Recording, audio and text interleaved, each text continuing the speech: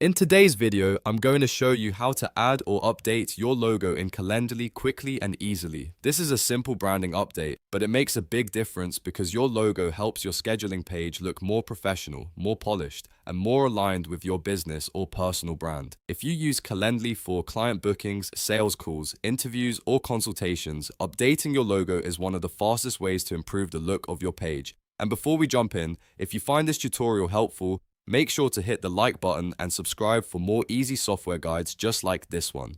Alright, let's get started. First, log into your Calendly account using your normal email and password. Once you're inside your dashboard, look at the top right corner of the screen and click your profile picture or profile icon. This is where Calendly keeps your account settings and branding options. After you click it, you should see a menu appear. From that menu, select Branding. This is the section where you can customize how your Calendly page looks to visitors. Now, scroll or look through the branding settings until you find the logo section. This is the exact area where Calendly lets you upload or update your brand image. If you already have a logo uploaded, this is where you can replace it with a newer version. If you don't have one yet, this is where you can add it for the first time.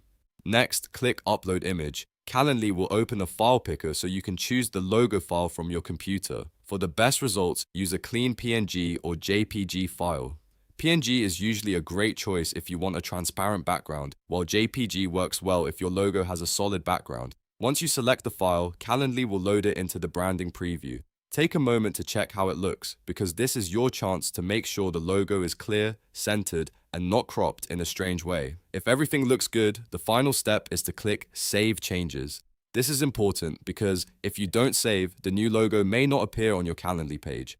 After saving, your updated logo should now be visible in your branding settings and reflected on your Calendly experience. And that's it. You've successfully added or updated your logo in Calendly.